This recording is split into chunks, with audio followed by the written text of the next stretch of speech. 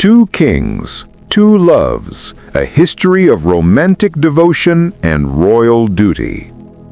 The history of the English monarchy is largely a record of dynastic marriages, strategic alliances cemented by rings and vows. Genuine romantic love was a rare and often dangerous luxury. However, among the long line of kings, a few relationships stand out, defining their eras not just by war or legislation, but by the overwhelming force of a personal bond. 1. The medieval ideal, Edward I and Eleanor of Castile, 13th century.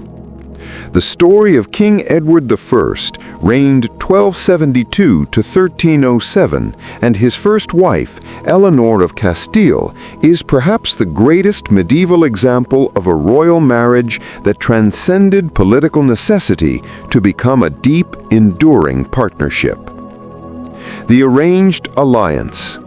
Their union began, typically enough, as an arranged marriage in 1254.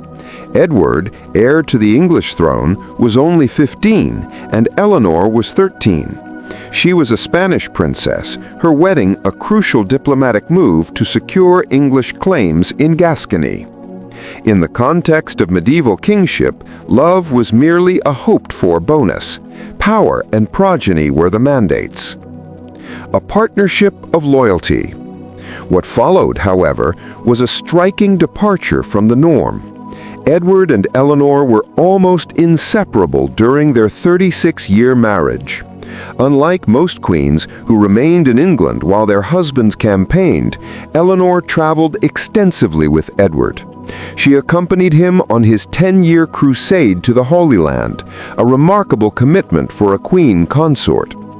She was present during the Welsh Wars, giving birth to a son, the future Edward II, in a hastily prepared chamber at Carnarvon Castle. Eleanor was not merely a companion, she was an active political and financial partner. She was an intellectual, a patron of the arts, and an astute businesswoman who managed extensive estates. While she was sometimes unpopular in England for her land dealings, Edward consistently protected her from critics, embodying the chivalric ideal of the devoted husband.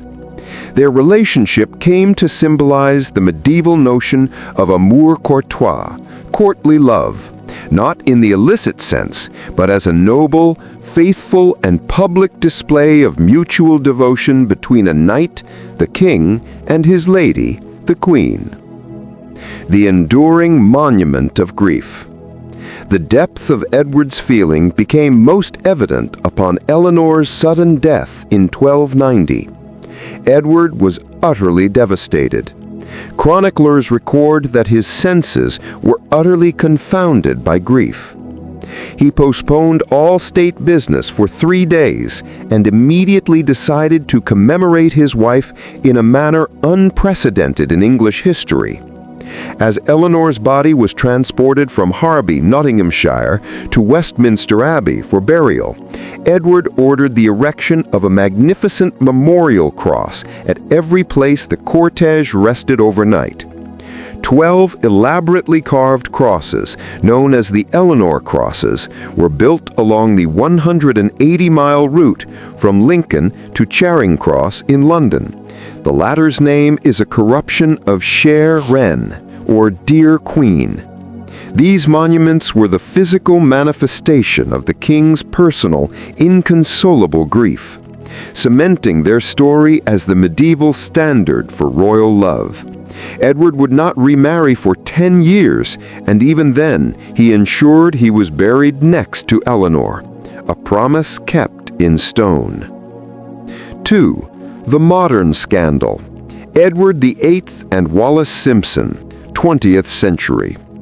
Over 600 years later, another king named Edward placed love above the crown, but with profoundly different and globally disruptive consequences.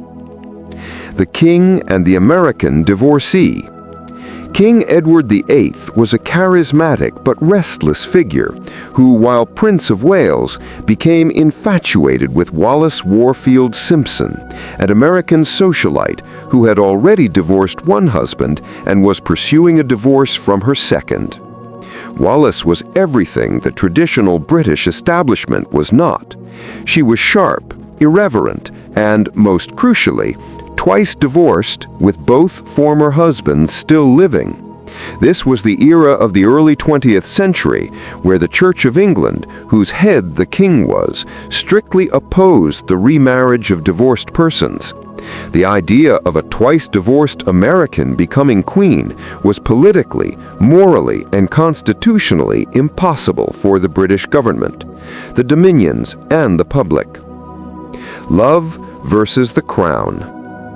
Edward, however, was uncompromising. He was not merely fond of Wallis, he was slavishly dependent on her, finding in her domineering personality and lack of deference a refreshing escape from the crushing isolation of royalty.